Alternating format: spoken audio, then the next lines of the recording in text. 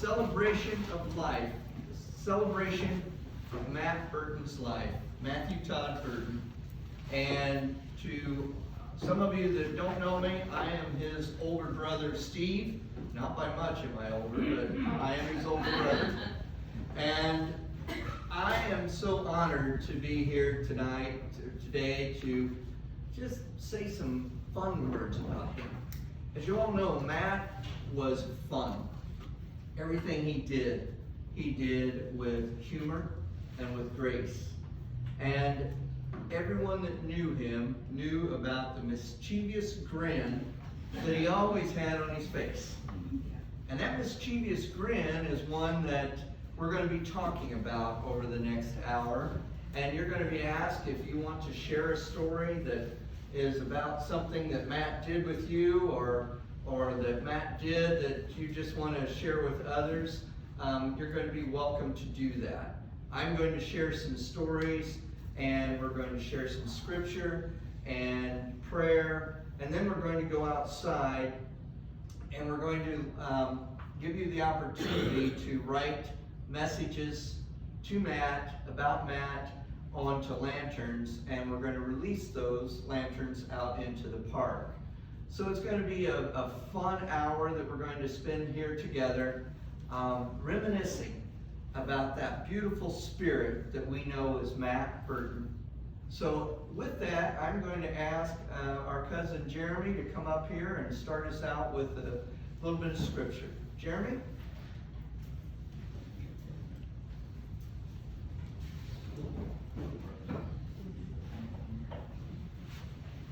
I'm Jeremy Patterson, but I'm the crier of the bunch. So I'm going to try and get through this. The Lord is my shepherd, I shall not want. He makes me to lie down in green pastures, He leads me beside the still waters. He restores my soul. He leads me in the paths of righteousness for His name's sake. Yea, though I walk through the valley of the shadow of death, I will fear no evil, for You are with me. Your rod and your staff, they comfort me. You prepare a table before me in the presence of my enemies. You anoint my head with oil. My cup runs over. Surely, goodness and mercy shall follow me all the days of my life, and I will dwell in the house of the Lord forever. Thank you, Jeremy. So Matt loved life, and his cup did runneth over. And it ran over with an abundance of friends and family and joy. And even through the last 6 years that he had with this terrible disease that we know as ALS, whatever, 3 letters there. We know that he still, to the day that he made his passing, he held humor and he held life so dearly and so passionately. And he got to die with his family around him on the day that he chose, on pretty much the hour he chose. So Matt was going out, as he always liked to be, in charge of what was happening. So I'm going to read a few more notes from some people that have left in this box. We read some earlier, and I'm going to read these, and then we're going to share a few stories about Matt. Matt always cracked me up. Loved that he always told it like it was. He will be missed. My favorite co-worker. Miss you, Matt. Best wishes to your family. Eric. Matt was such a joy to work with. Always helping and always ornery. So much fun. Everyone loved Matt. We miss him dearly. Mike.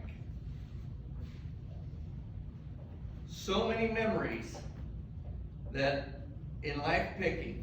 First grade. Matt was in first grade. I had, not sure what that says.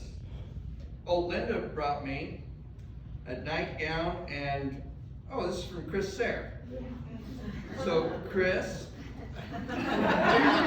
Chris, don't Steve out just I think you did that on purpose. Yeah, Knew that was coming. let's see. Chris, I had a emergency appendectomy. I was in second grade, Matt was in first Right. grade. Linda brought me a nightgown and had Matt try it on the store for size. Matt never let her live it down, never forgave her.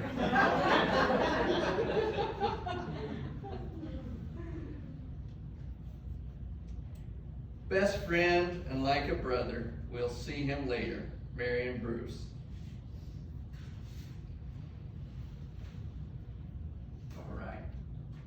And if you have some cards that you want read, you can pass those up and I'll read them for you, or you can stand up and read them. But, you know, as Matt's older brother, that mischievous grin, it was always getting him into trouble. As a matter of fact, I think Matt was about 6 or 7 before he realized that his first name was not actually Dammit. Don knows that to be true back then. So he was always getting into some kind of ornery mischief. And as we grew up, it seemed that Eric never really got caught at anything. Eric was always the good kid. I never got caught. Eric just was a good kid. Matt, on the other hand, he got caught at everything he did. And so he gave Mom and Dad some of the best stories and the majority of their gray hair. And some of his friends have been here today, and one of them is here right now, Steve, and I can tell you that the things that they got caught at were minor compared to the things that they didn't get caught at. No videos going on. Matt had an interesting way, as many of you might have experienced with Matt, of showing his terms of endearment. And it always was with the word head. And I want to read the list that I made up that I can remember that Matt had of this, and you might have a few to add. So preceding the word head, it went something like this: knothead, bonehead, nuthead, meathead, knucklehead, butthead, and reserved for me was, and a few other chosen people, was another part of the male anatomy with head that we won't say in this company. But even until the last couple of months, I would be talking to Matt on the phone, and we'd be talking about something going on in the news, and it was always one of those. He was a knucklehead or a butthead or whatever. Everything always was with head. And he used it as not only an expression of things that he found annoying, but he used it as his expression of endearment. So if you were a knucklehead, it was someone that Matt really loved to be with. Even if you were a butthead, that was really a compliment coming from Matt. So you had to learn how to kind of take the words and find out just what the meaning was behind them. And you found out that that was Matt's way of showing you his affection in his humor. And so I see a lot of heads nodding back there that you guys have all found that to be true too. Yeah, the last one not so much. Yeah, no. The last one, that was mainly reserved for me and a few other people. And that was usually when he was a little bit more upset. Matt loved motorcycles, and he loved cars. And he got into trouble with both. How many of you know that a Chevette, remember the Chevettes? All of you remember the Chevettes? How many of you knew that that was an all-terrain vehicle?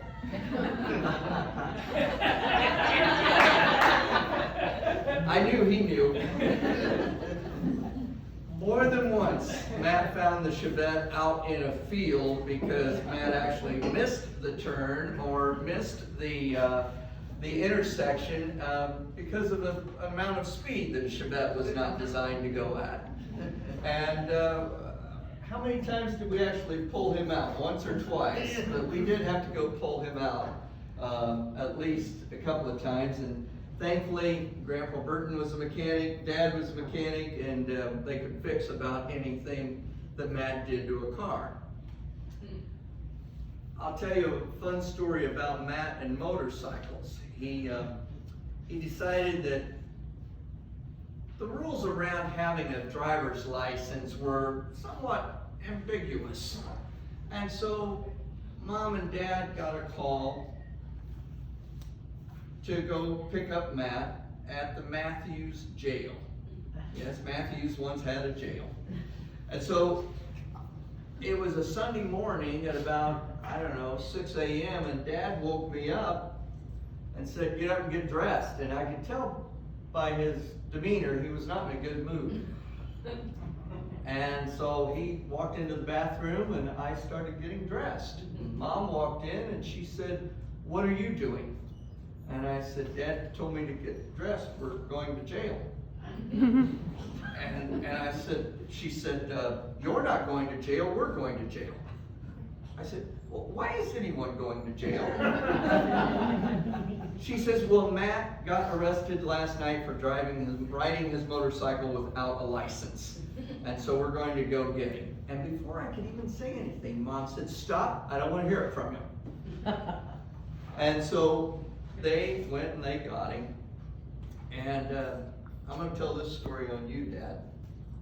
Later that day, I heard my mom and Dad arguing a little bit. And my mom said, Frank, I know the things you did when you were a teenager. And my guess is Steve has done some things that we don't know about either. And Dad says, and damn it, that's my point. I didn't get caught, Steve didn't get caught, but Matt does anything, he gets caught.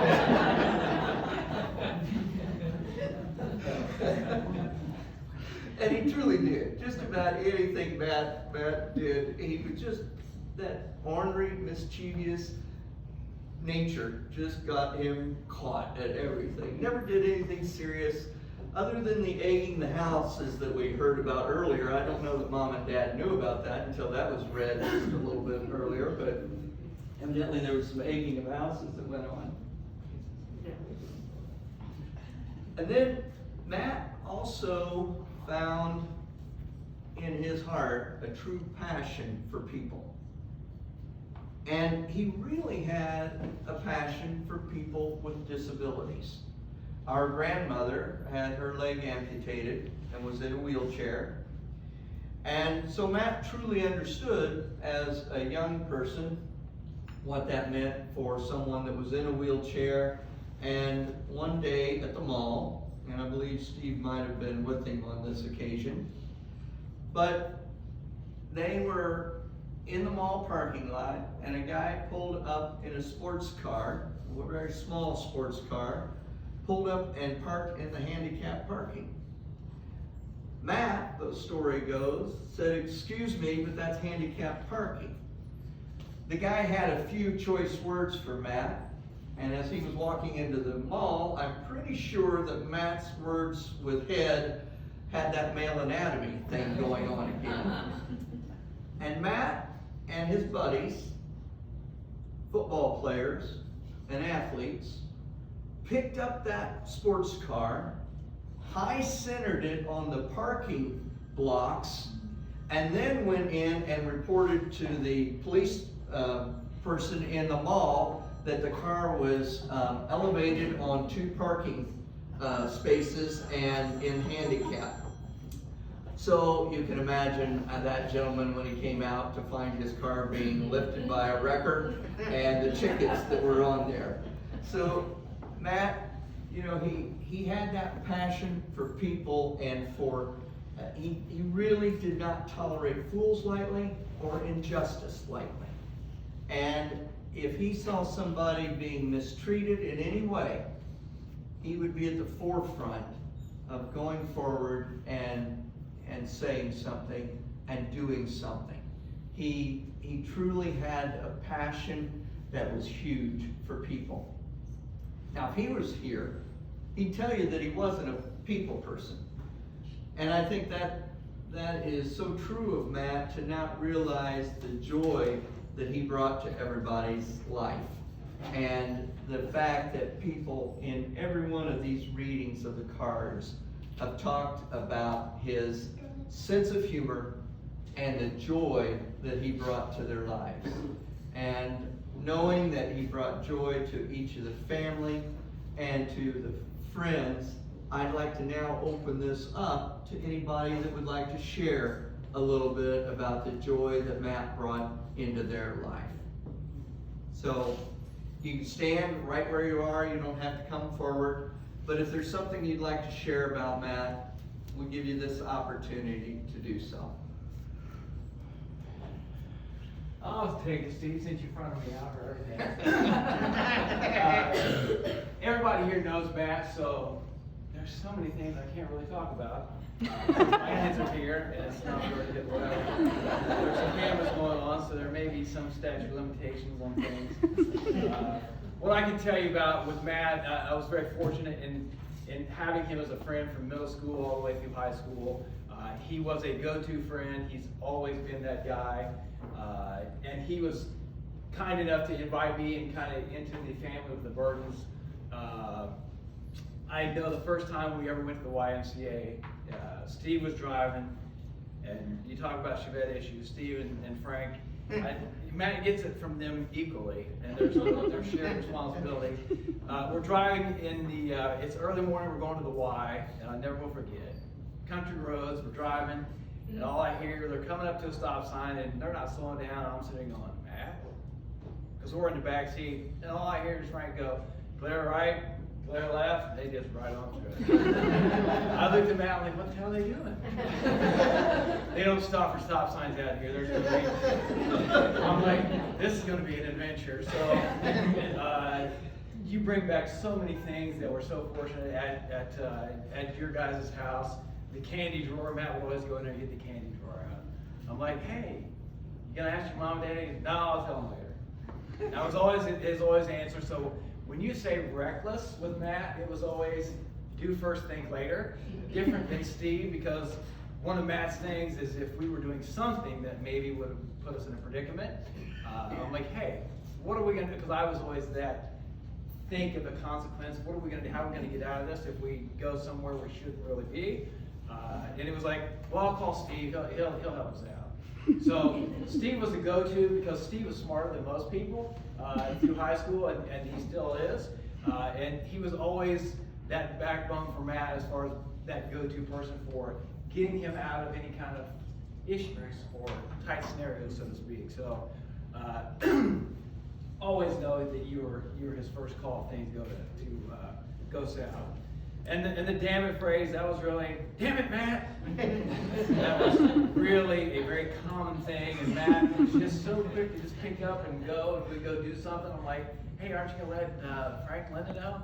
No, I'll tell them later. They don't even know this. And that's kind of how we navigated all through middle school and into high school, and the mischief, if you will, was harmless for us to a degree, and it was nothing more than constant laughter. And Matt would always be kind of in the forefront of doing something, and before you try to catch him, hey, what are you doing? What are you doing? So the think first, or the act first, think second was his whatever. But his family, he was just an outstanding person, and I know when I went to the hospital the week before he passed away, the hardest thing I've ever had to do in my life, period. But what I can say is his demeanor toward life was still, hey, I still want to be here, I can still do things. Even though he couldn't really talk very well, I got about 75% of what he was saying to me.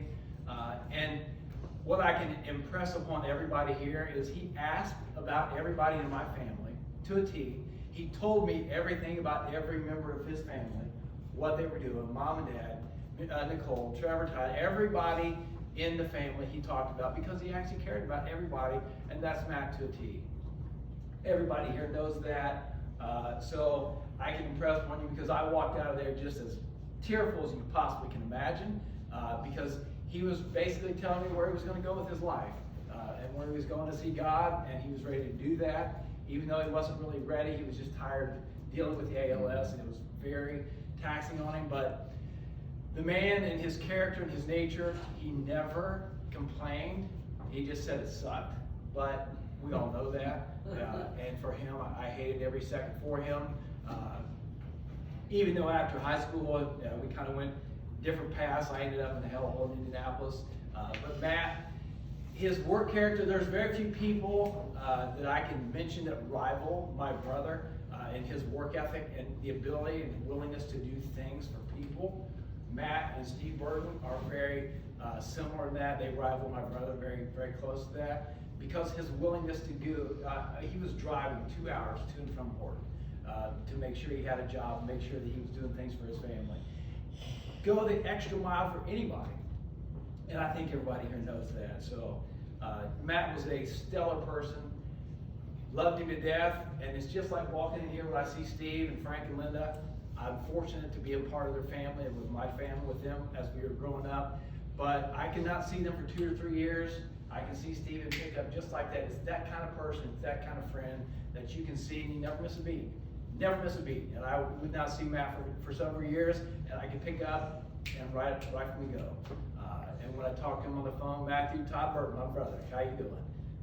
And he always had something good to say about everybody, for the most part, until you get into the head. But that was all right. And as far as the Chevette, boy, if you only knew what that thing was capable of.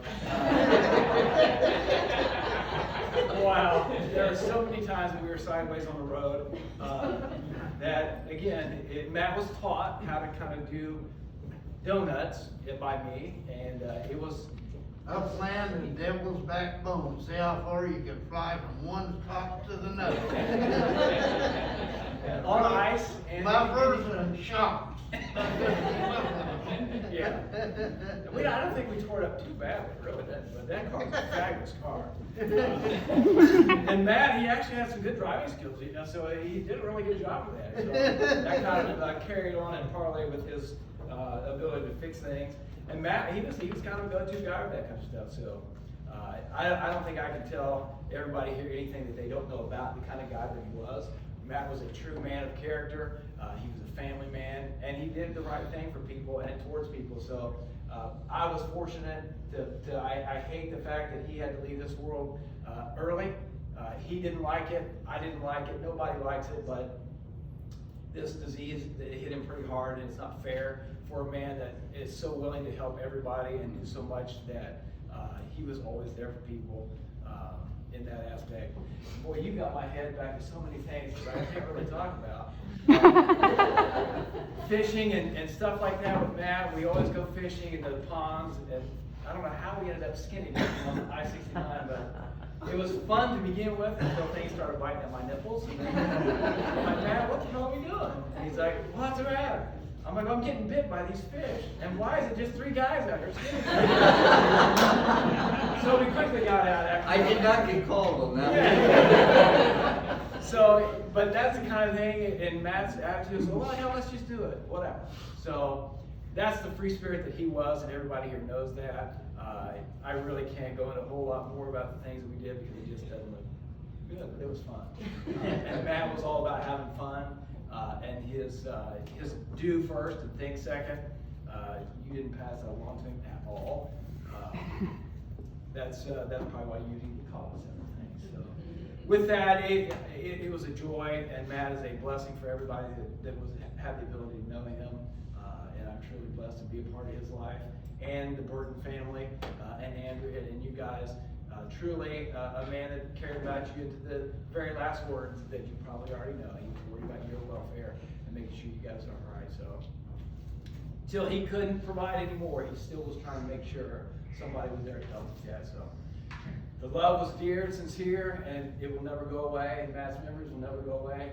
I thought about Matt for the last 3 or 4 years on a daily or every other day because he's always in my mind, and that's what true friends are about. And even though I wasn't with him and able to talk to him a lot, it's still, he never left. He's that kind of guy that you had growing up, and I was fortunate to have that. So, with that, my brother, I'm going to leave the rest of that stuff. And the Chevette's a good car. Chevette's a good car, and I'm blessed. So, yeah. Thank you, Steve. Yep. Thank you. Anyone else that would like to share?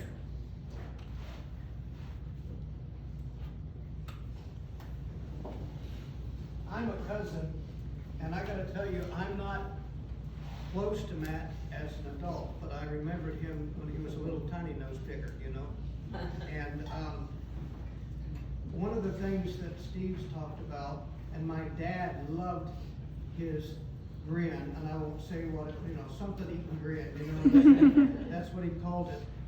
But I wanted to say something about our church, and I prayed diligently for his deliverance from this disease and all this stuff, and God said no.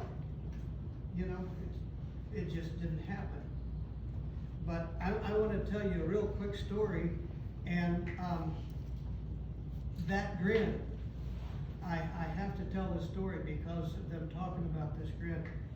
I have a grandson that born and raised in Muncie, and my son took him on a trip down south, and they got up at crack of stupid and left early in the morning, and my son Jack went to sleep in the front seat of the car, and he didn't know exactly where they were going, but they were going to the Great Smoky Mountain. He went to sleep in the state of Indiana, never been out of the state in his life. And when he woke up, they were in the middle of the mountains. And my grandson, my son said he about broke his neck trying to look out all of the windows at the same time. Like, whoa, Dad, look, Dad, look, because he had never seen the beauty and the majesty of that. Now, think of Matt with that grin. He went to sleep, and he woke up in heaven. Whoa! And I see that grin. And it's just, as soon as I heard the news, I just knew what it was like for him, that the legs work again. Oh, I can talk, and everything. And he broke his neck, looking around, all this stuff, And I just had to share that because I can see him doing that. And then that angel with all of the gray hair, hi, I'm your guardian angel. We need to talk. Because, it's just, he was one of those kind of guys that, and it runs in our family line.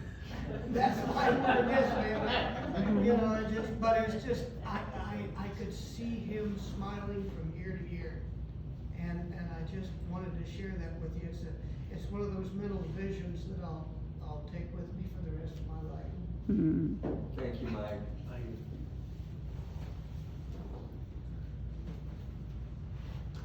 Anyone else like to share? Well, as you've heard from the reading of the cards from his co-workers, Matt was a very skilled tool maker.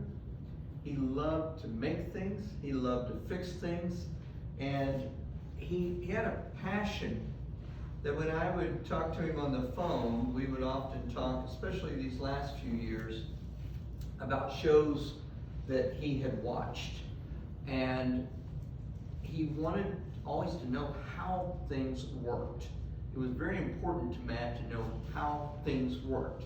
And we would have these conversations about machines that neither one of us would ever operate in our lives, but he had watched something on TV and he wanted to talk about it, and he would talk about the mechanics of it. So while we talk about Matt as being mischievous and fun, he was also a very skilled tool maker. He could fix anything. There's a photograph that's circulating here of a beautiful bench that he built from Nicole out of her old dresser. And you would never know that it was a dresser. But he completely changed it, and he was able to see in that dresser an entire different piece of furniture, and then built that for her out of that dresser. So he was very skilled, very passionate about his work.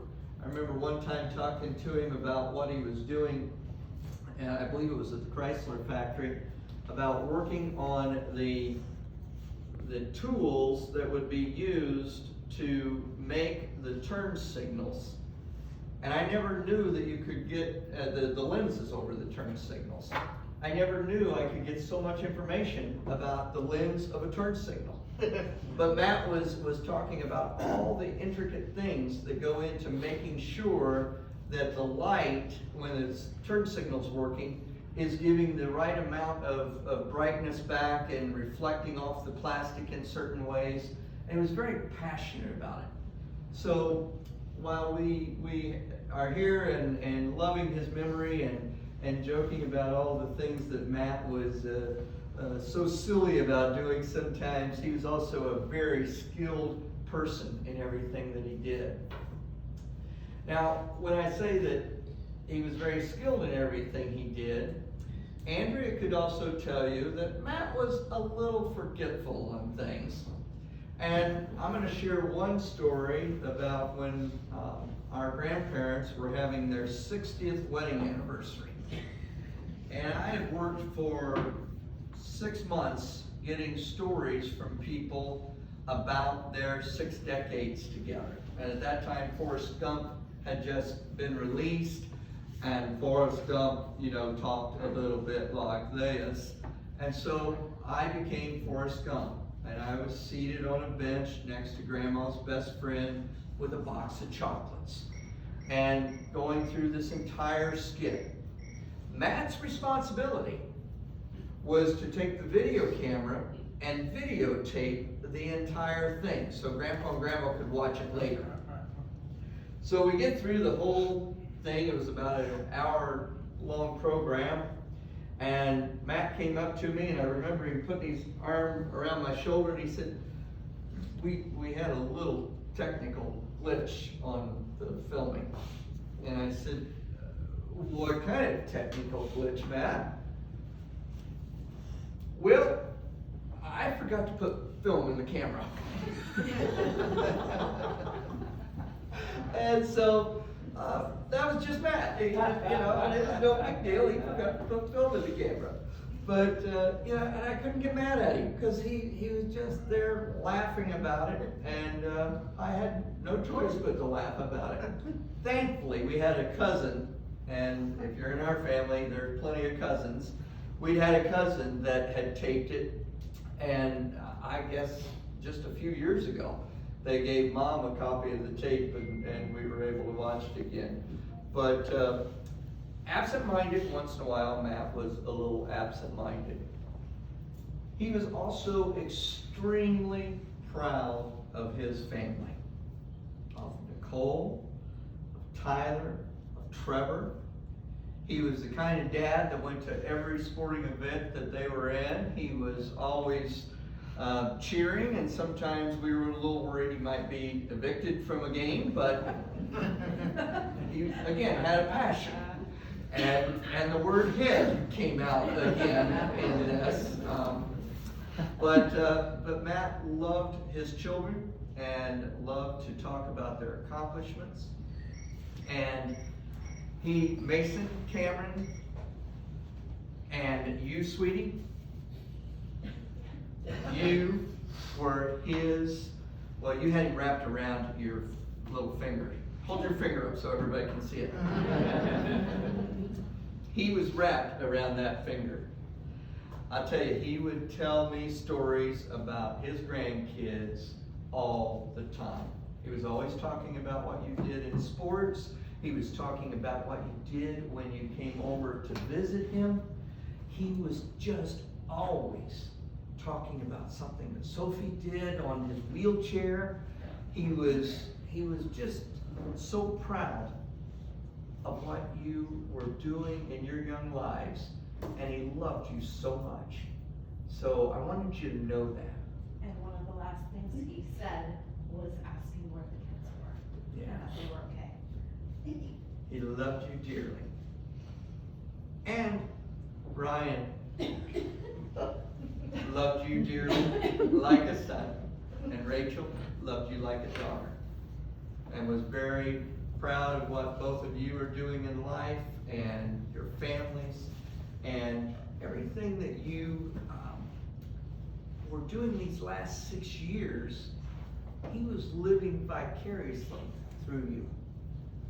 So he knew everything you were up to. He knew, even with him not able to move very much, he was very aware of what was happening. And he just lived through you. And he lives with you today. And he lives with you in your memories. And I want to talk a little bit about his wheelchair and some of his antics with his wheelchair. He would tell about Sophie getting on his lap and getting the controller. After a while, Grandma said no more of that. They were hitting the walls a little bit too much. So Matt said that they had to stop with that.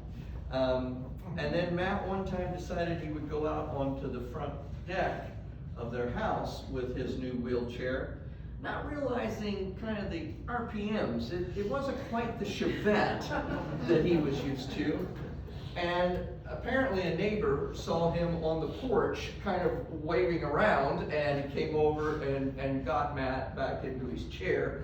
Seems like the chair did not go out of the house, but Matt did. So Matt was always giving Andrea all kinds of fun times with just the way that he handled this disease and handled life with just humor. And even with that joystick, he was still seeing how much he could rev that wheelchair up and how far he could take it. And to Andrea, he loved you, all of his heart. And the beauty of their relationship was, before his disease, a beautiful family. A wonderful career, just doing things, enjoying life, enjoying their children, and then they got hit with this. And they did it together. It not only hit Matt, but it hit each one of the family, everyone. And you handled it beautifully. You did. You were always there. I never heard Matt complain once. I never heard Matt say anything that was other than, this is shitty, or this is, it sucks. But I never heard you complain either. You loved him to the end, and you love him today. And we love you for that. So with that, I'm going to ask Jeremy to share a song, and then we're going to go outside, and we have some lanterns that we're going to have that you can write a message to Matt. We'll take a few moments to do that. We'll pass the lighters around, and Mike is then going to lead us into a prayer while you release those lanterns. And the significance of releasing these lanterns is what you write on there. It can be a release of releasing Matt into that heaven that he is in right now. It can be a release of ALS and all the crap that has caused. It can be a release of your emotions, of your love, of your humor towards Matt, your joy that he brought to you. But it's something for you to do. And we've got several of them out there. What you will do is write on there, and then I'll read the instructions out there, but one person will hold it and the other person will light it. And if it all works well, it'll go up into the air. And don't worry, we don't have to call the fire department. It will catch fire, but it is a release, and it is a release for you to release whatever you need to release. And know that when you're doing it, that Matt is there with you. So Jeremy? Well, I'm gonna sing from here. Okay. Because I have bifocals, and I gotta be able to see what I'm looking at. I'm gonna start with Matthew Todd Burton. That's what I grew up listening to. I heard several times. And it was always the full name, and that was because most of the time he was in trouble. But I think he came out of the womb with his Magnum PI mustache. And I have dear fond memories.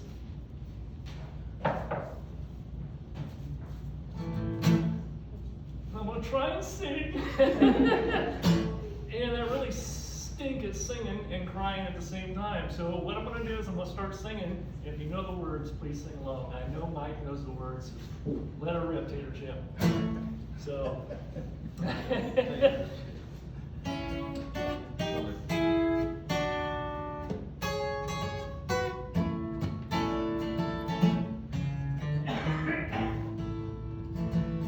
I'm satisfied with just a kind of below, a little silver and a little gold.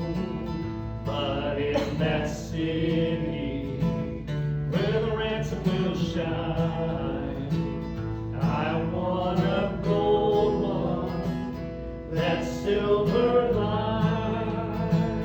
I've got a mansion just over the hilltop in that bright land where we'll never grow.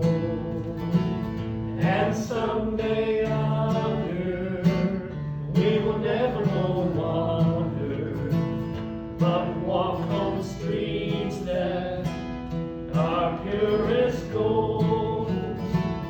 Though often tempted, tormented and tested, and like the prophet, my pillows of stone. And though I find here no permanent dwelling, I know He'll give me a mansion my own. I've got a mansion just over the hilltop in that bright land where we'll never grow. And someday yonder we will never more wander, but walk on streets that are pure as gold. Don't think me poor or deserted or lonely. I'm not discouraged. I'm heaven bound. I'm just a pilgrim in search of a city. I want a mansion, a guitar and a crown. I've got a mansion just over the hilltop in that bright land where we'll never grow. And someday yonder we will never more wander, but walk on streets that are pure as gold.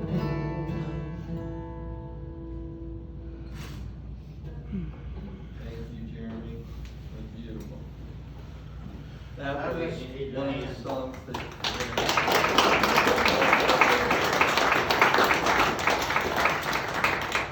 That was a song that our grandparents sang in church often, and we all grew up hearing them sing it. So thank you, Jeremy. It's really not false that we are as ornery as we are.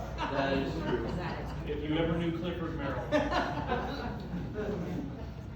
So we're all going to just go outside here, and we're going to conclude the service, and then you're invited to stay and just share stories and enjoy dinner together. We have a beautiful dinner here planned, so I would ask that everyone just come with us right now, and we'll go outside.